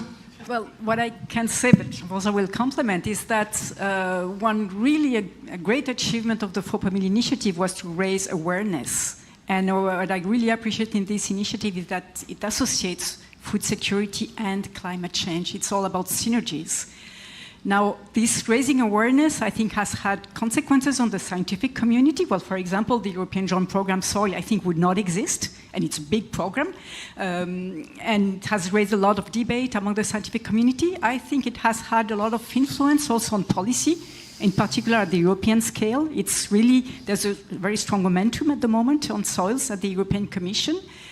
But the difficult part is implementation. And yes, farmers are the main stakeholders there, and it's not that easy, even though you know the principles. Applying them, implementing them, it's not that easy, and for me that's our challenge now in the 4 per Mille initiative. So I could develop, but maybe I should… Yes. Yes, thank you, Claire. Yes, I think it has been moving countries and stakeholders, and I think we are moving from advocacy to understanding what is being done, what is being implemented, and that's really something I would like to see also, is that we have a monitoring of what is the land area that is really being now improved through actions from the governments, from the stakeholders that are members of this initiative. So in some ways, maybe we could help also with your campaign by having a sort of, way of looking at the progress that is being done. Are there incentives to improve organic content in the soil? Well, incentives are normally with politics, and we know that it's very fragmented the way it is done. We see some regions, we see some countries doing specific things, funding and so on, but I don't think we have a clear overview, and that's something we need to do. And implementation is also about knowledge by farmers, well, training, exchanging with their colleagues. And I think there's a lot of progress there to help them to implement, to take risks, because it is taking risk when you apply if you plant trees, you never planted trees, you're taking risks, so you need not to be alone. And what is interesting is that, well, this is a particularity of France, is that the education of farmers, young farmers, is in the hand of the Ministry of Agriculture. It's not in the hand of the Ministry of Education in France. So the ministers, Stéphane Le Foll, who launched the 4/1000 initiative, stay at this ministry for 5 years. And in 5 years, he enforced law in order to introduce agroecology in the whole training of the young farmers. And even in the high-level school of engineer, they just also introduced that because they consider that the new generation will come and will be able to implement it in the field. So it will come step by step. We need also incentive, we need policy. And also, you know that we are in Europe, and in Europe we are working with the European Union, and in European Union, the European Commission has the competencies for agriculture. So, and it's a huge boat. It's very difficult to turn direction of this boat. But it seems that the new Commission are turning quite significantly the direction and considering more soil, well, they call that carbon farming, you call that whatever you want, as far as you go in that direction. That's the idea of the 4/1000 initiative. This funny name is coming from a back of the envelope calculation about the quantity of carbon we should add to the soil of the planet every year in order to compensate all what we are generating. Well, that's theoretical, of course, it's every year, it's everywhere. But it gives a direction. It's like the north. You follow the north. Please correct me if I'm wrong. I kind of briefly or very superficially, I looked at the recommendations that are being made in the European Union for regenerative farming. Well, it's good, but it's unnecessarily complex. The government is trying to do farming by itself. Why are you doing farming? The farmer will do it the way he wants. See, the thing is just this, is there any argument at all? Because I have not found one person. In the last 2 years, I have spoken to thousands of people, scientists, bureaucrats, ministers, all sorts of people. Not one person has spoken to me in the negative. Everybody says, yes, 3% minimum organic content must be there, there's no question about that. Now you get into the nitty-gritty and the complexity for which crop, what should be more. This needs nitrogen, that needs phosphate, this needs this soil needs that kind of stuff. This is an endless amount of science. When I spoke to FAO and others, they're saying they have reams and reams of research that nobody can read. The volume is so big. Well, it's wonderful, so many scientists have invested their life in this could be useful sometime, but if it doesn't come into action, it is useless and waste of time and life. The science, our knowledge that we gain through somebody's investment of life into it must become useful. So I'm saying there is no debate at all anywhere in the world, either in the farmer's mind, I've spoken to the fertilizer companies and others, in nobody's mind there is any debate that organic content should go up in the soil. When there is no debate, why can't we make a policy like that? First thing is, if you own agricultural land, you must get it to 3%. What is the duration? Maybe in one soil you can say in 3 years you must get it, In another soil, you can say 6 years you can get it. This is where the scientific community should come in and say, see, in this soil you can't get it to 3% in 3 years' time. It will take this much investments, let's do it in 6 years' time. But in general direction across the world, if each nation fixes what time, the only thing is the question will be only of pace, not of the fundamental principle. The fundamental principle that there should be organic content in the soil, because that is the food for the microbial life. Without that, we are starving them. If we starve them, they will starve us one day. It's just a question of time.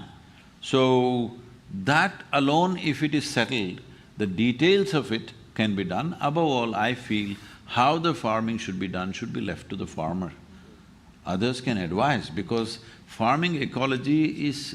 farming economy is such a fragile thing. If you try to do something, it'll go to suicide. Maybe just to add something on this 4 per thousand, that's very close to what you said. Not all soils are the same, but if you think in terms, in relative terms, it is possible to increase by this 0.4% per year in most soil types. And this is why we said this would be an aspirational target. We don't say everybody will do it, but it would be feasible. And if done, it would have huge impacts on the planet. So in 10 years, 4% is what you're talking? 0.4% per year. I know, but in 10 years it'll be 4%. Exactly, 4%. Yes, and I wanted maybe to add on that, so I fully agree that setting an objective in terms of content of organic matter is really good, really desirable.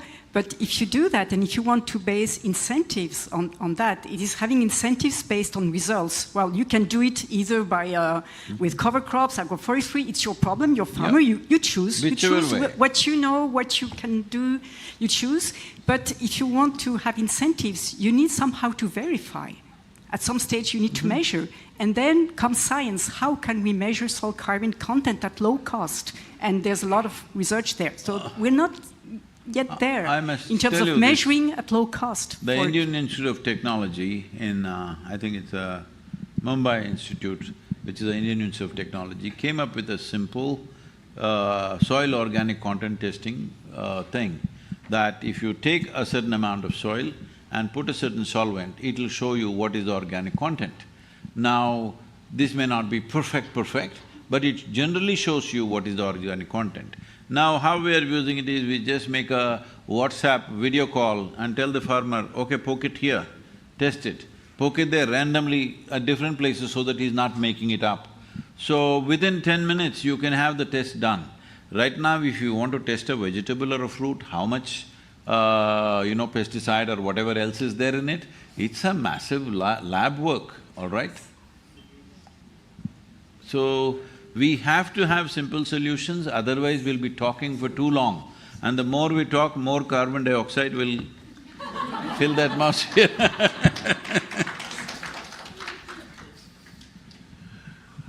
Well, at the end, I succeed to install a dialogue between each side of me. That's interesting. Well, I would like to almost conclude this very important and interesting discussion. Sharing an ambition with you, Sadhguru, with Conscious Planet, Save Soil, and we would like with 4 per mil to play for the major UN convention. It was said by Ambassador just before. This year, 2022, all UN convention, climate change, desertification, biodiversity, will have what they call the COP, well, Conference of Parties. Because they are not the same number, so the people confuse. The other one is 15, the other one is 27, so it just mixed up a little bit. Well, anyway, every 2 years, all the convention have their Conference of Parties. And this gives us the opportunity to rise high in the international agenda, the important subject of soil health. This is at the very heart of all crucial challenges the humanity is facing: climate change, biodiversity, and food security. Sadhguru, how can we work better than we never did, because before we never maybe know each other, with your enormous, fantastic movement of Conscious Planet Save Soil and our modest initiative on 4 per meal. We would like to work more with you, increase this awareness. So, what is your opinion? How can we work better together? One thing is, right now I'm speaking at COP15 in the month of May in Ivory Coast, where 170 nations are supposed to participate. This is why I'm pushing people, goading people, threatening them also a little bit, that if they can get at least 3 billion people before we are at the COP, if that many people have spoken, the government representatives who come cannot negate it. No political party will go back on that, because politics is run on numbers. So will everything happen tomorrow morning? I'm a horribly pragmatic person. I'm not simply thinking romantically this is going to happen just overnight. We must begin to, at least we are going in the reverse direction, at least we must position ourselves in the right direction. At what pace each nation will go, at what pace each region will go, this is left to their… this thing, and some people will only wake up after disasters begin to strike, but at least we must be focused in the right direction. That is, there are organisms in the soil which not one or two, they are in trillions, okay? Trillion times more than us, and they are there in the soil and they are there in our body. 60% of our very body is microorganisms, only 40% is your parental genetics.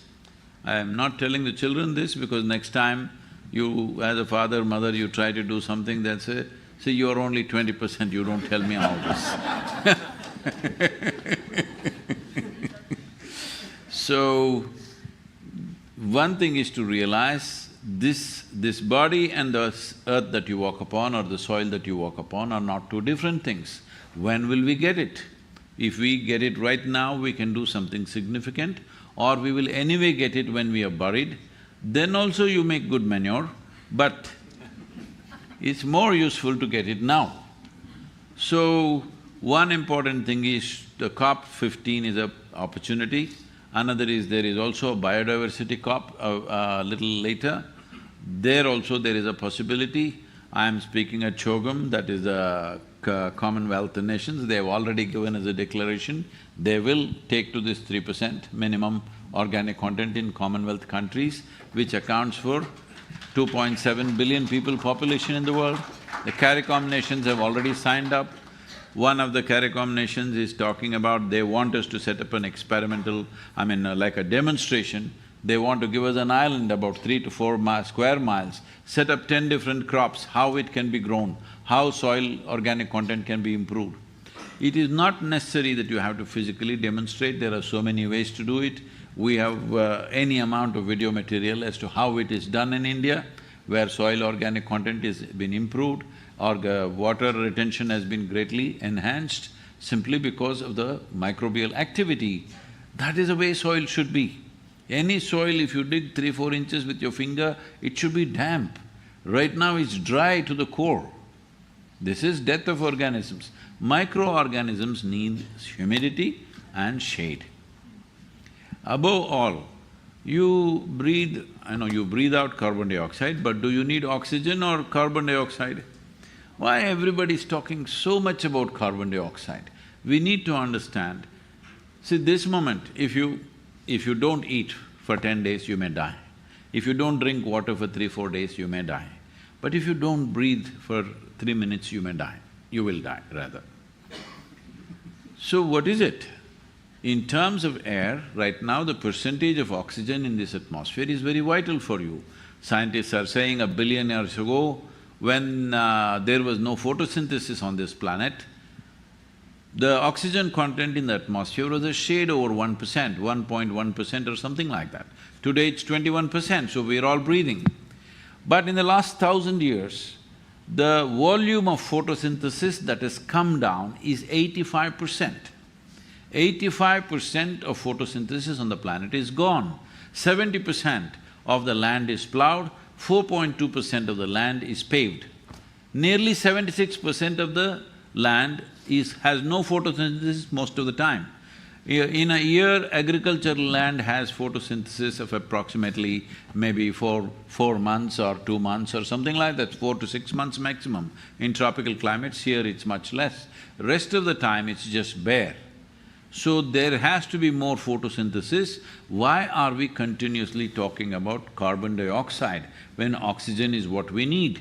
The oxygen content in the atmosphere has to go up. Means how it goes up means the carbon dioxide that we are terrified of, this plant takes it, breaks it down, makes it into carbon sugars, pumps it down into the soil, and that is the food for the organisms. They're waiting for it, and they are not simple people, they are very mean. Unless they get carbon sugars, they will not give the nutrients to the plant. That's a whole system out there. And the waste material, which the reject material is oxygen, which you and me need desperately, all right? So let's understand our position on the planet. Without us, the life will go on wonderfully well. Without them, we cannot live here. We are here because of them. They are not here because of us. Yes, thank you very much. I think it's more than wise, what you said. I'm just now turning to the organizer, who was supposed to have a little bit of question and answer with the room. We have time? Okay, so the floor is open for question. Yes, the gentleman over there. You have a mic coming to you. Good evening, panelists, and good evening, excellencies, and good evening, everybody. My name is Satish Vegi, and I'm a water management engineer by profession. My question, first of all, I would like to thank for this excellent information, and I would like to also appreciate Sadhguru for this excellent movement, Save Soil. My question is, I think the madam, sorry I forgot your name, but you have mentioned about implementation. I think today, after going back to home, I don't want to sleep. So I would like to check with you, what are the list of actions a common man can do to improve the organic content in the soil as a common person? How much land do you have? I don't have any land, but I can find some volunteers with whom I can work. No, nobody wants to let you on their land. Right now, as a citizen of a democratic nation, you have a vote and you have a voice. Vote is your business, I will not mess with that. But your voice, this is the time to stand up and scream. Yes. To scream today, you have many tools and technologies like never before. This is the first time in the history of humanity that you can sit here and talk to the whole world. Never before it was possible. Many great beings have come in this world. When they spoke, hardly 10 people heard. This is the first time you can sit here and talk to the world. Now you're talking about going back and working in your neighbor's kitchen garden and fixing that. That's very cute of you, I appreciate. But it's not a solution. It is not a solution. You fixing your kitchen garden is very cute, but it's not a solution. A time has come when you need to understand 71% of the land on the planet is agriculture. If you don't fix that, you fixing your garden, me fixing my garden is not the solution. Okay, I'm sorry, thank you. Claire, do you want to answer anyway? No? It's okay? You got your answer, sorry. I'm sorry, ma'am. There were a gentleman just at the back. Yeah. Oh, yes, please. Madam, go ahead. Okay. Hello, everybody. Thanks to Conscious Planet and to Isha Foundation for inviting me here. I come from Colombia. I live in Lyon. I had the great opportunity to meet Sadhguru thanks to my sister, and it was 1.5 years ago. I didn't know you. And just before I've never heard about you. And since I heard about you, my life has changed because you are the one who helped me to show my students how to say consciously and awareness. And I would like to know how also can we improve to feel proud of being farmer, because that is very tough. People is losing this hope. I know that there are some initiatives, but how can also we change this storytelling globally? Thank you.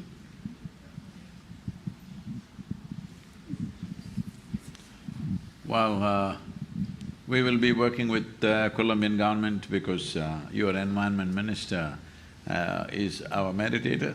So we will definitely be working with Colombia. So this is very important. There is science. Science is solid. It's there. There is substantial soil science today. So many people have invested their life into, exploring this science.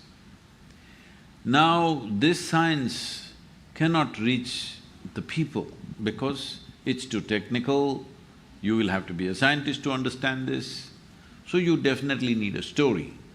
To make a story out of science without distorting the fundamental aspects of science, but making it light enough for everybody to understand is right now the work. This is what I'm trying to do. I sought permission. I was just telling them when we met outside in the corridor outside or the lobby. When I went to Rome about 4 months ago, all the top scientists were sitting there and all the soil scientists from various agencies. I said, see, you have invested your lifetime into this. I know what it means to you. Nobody invests life into something that doesn't mean anything to them. It means something to them. But I have this moment and I'm going to make your science not simple, simplistic, I will make it. Is it okay? They said in one voice, I was surprised, Sadhguru, simplistic is the way forward. We have reams and reams of research that even academics and universities have not opened the books and read it ever. It's simply sitting there. It is simplistic is the way forward. When I met Ratanlalji, he said, Sadhguru, this is what is needed. I've been waiting for someone like you to take this message. I have spoken whatever I can, but it just doesn't open doors. So not that just because I do this for 100 days, everything is going to happen. This is where, as responsible citizens, you matter, okay? This is not a one-day thing. You must keep this up in whichever way you can. Right now, how to do it, follow the journey, Save Soil on Instagram, Facebook, Twitter, YouTube. Say something. Say something your own. Or go to the websites of World Food Programme or FAO, whatever, look it up. If you can't understand, go to the savesoil.org in a much more simplistic way. It is there, pick that up and say whatever you want. If you don't know anything to say save soil, la la le le le. That much you can do. I'm saying whatever it is. And there is a Save Soil song, you can download it from the website. Let it reverberate in your home, in your community, in your country, in the world. Let it happen because this is not about me. This is not about this journey. This is about changing the narrative on the planet. I cannot go and fix all the soil. Those people who are super knowledgeable about this, they cannot fix it. A democracy means only people can fix it. That's what it means. That is the only way to fix it. So, first of all, you need to understand this is not an agitation, this is not a protest, this is an expression of our responsibility. I'm stressing on this because if you say environment, if you say ecology, first thing they ask is, whose face shall we bash? People are telling me, Sadhguru, we must get the children whipped up. I said, leave the children alone. Till a child is 15 years of age, let them grow up unconcerned, joyfully, eating well, playing well, sleeping well, learning well. That's what they should do. No, you want to whip up the children into hate. This is not a solution. If you get angry, you're causing global warming. Definitely you are, isn't it? So a child's way of handling emotions are such that if you put anger, hatred into their life early on, you're poisoning their life very early. because they can't drop those things. It'll become a part of them in their whole life. So if you involve your children, ask your child to write a love letter to your Prime Minister. Right now, Isha Home School in India took this up upon themselves and they said they are going to get 10 million letters to our Prime Minister's office in India.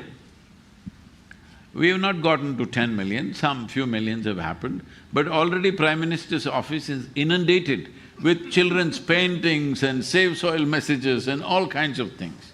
You think the Prime Minister can ignore this? Hello? In any nation, you think they can ignore this? So I'm telling you, do this, get 1 million children in Colombia to write to your Prime Minister. Have 2 million children in France writing to your Prime Minister, because this is a way of expressing your commitment and responsibility. This is not a protest, this is not about a fight with somebody. Oh, Sadhguru, how will you fight with the fertilizer companies? I am not going to fight with the fertilizer companies. I want to acknowledge them in great gratitude, because without them, half the population would be dead. You better know this. If you take away these things tomorrow, fertilizer, pesticide, this, that, everything, if you take away all the chemicals, our food production will come down to 25% of what it is. That means flattening of the populations. So let us not get into fanciful things. Increasing the organic content simply means this: you have strength in the soil. How to do the farming? Let the farmer decide how to do the farming. You can set the agenda by asking for a particular type of product in the marketplace, that's your business.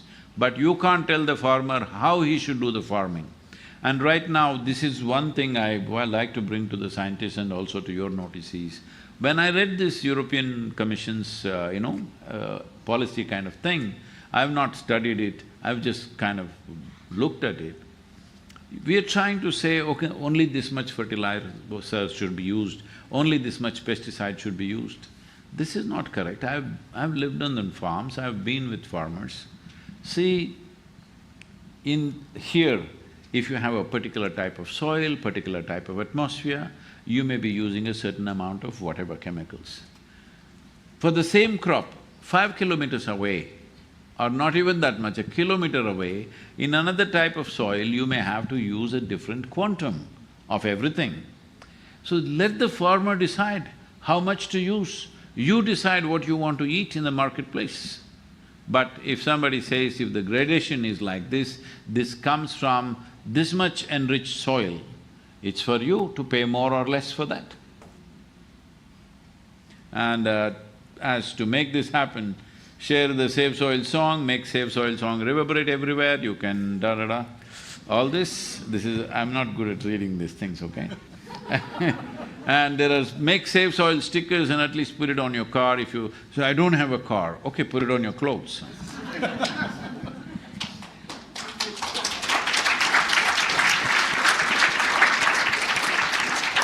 Thank you, sir. Thank you, ma'am. Find a solution. Don't go on picking problems in everything. There are enough problems in the world. We don't need you to research for new problems. There are substantial problems in the world. Let's see how to be a solution for something. Thank you. Thank you, sir.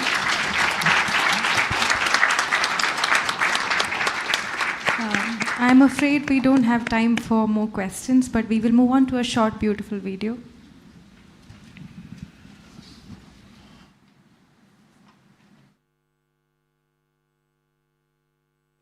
La la la la la la la, la la la la la la la, la la la la la la la, la la la la la la. This very body is soil. My body, your body, everybody is just soil body.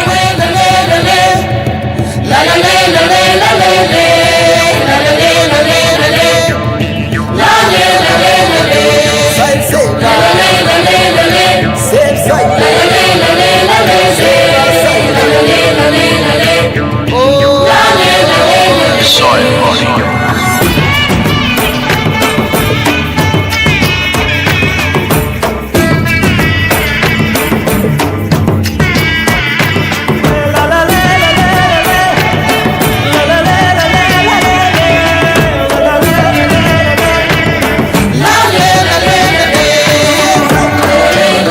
magic of soil is it turns death into life.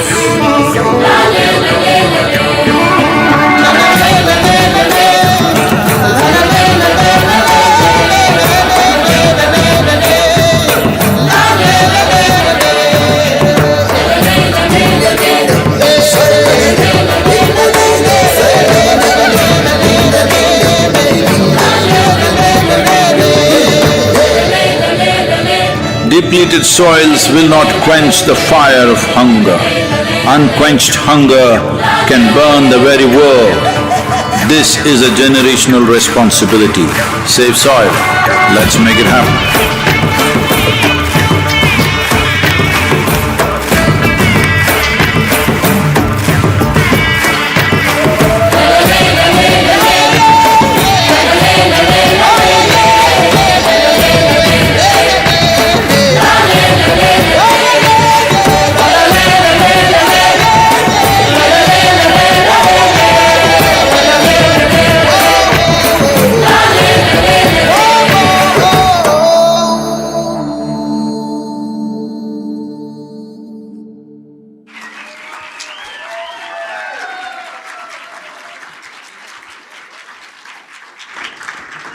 Thank you, everyone. I request Ambassador Sir to kindly come onto the stage and we can have a group picture. He asked me what is the common thing we can do. We have a small M.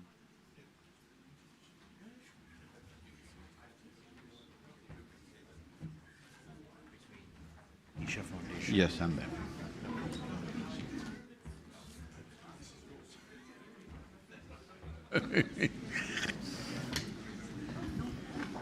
So there's, as Sadhguru said, there must always be action. And as a consequence of this meeting, we already have one action, which is an MOU to be signed between Isha Foundation and 4,000 initiatives, Soils for Food Security and Climate, for cooperation in achieving our objective of creating a healthier soil. So this is how we have to move forward. Thank you very much. Thank you.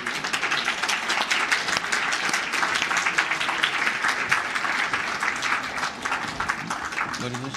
There are 2 copies if they want to keep one with them. Where is this?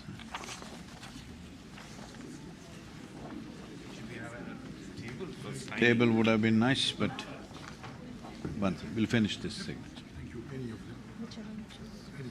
Thank you. Will at least be a photograph of exchanging. Signing on the podium would be easier. Okay. Yes.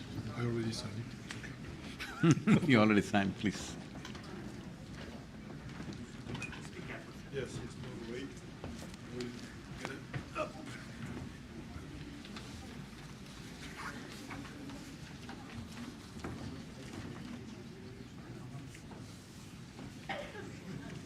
Okay. I think it's here. That's a nice photo. There are 2 copies. Ah, yes.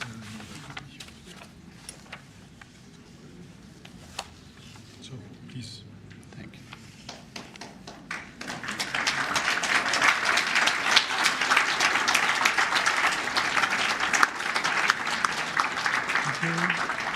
Supposed to exchange. Yes, and Hold it up for the photo. one signature is missing, but we will send it to you all.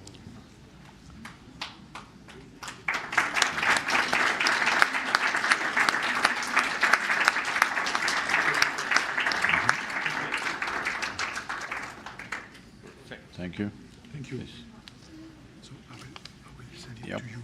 I will send it to you over because it we need to be signed by another person. Oh, and I will that's send both. oh, thank you. Oh, you'll send both. Yeah. Thank you. Thank you. So we have to. We'll come over You here. can come here, please. No problem. Allez. Here we are. La la la la la la la. La la la la la la la la. La la la la la la la. La la la la la la. La la la la la la la.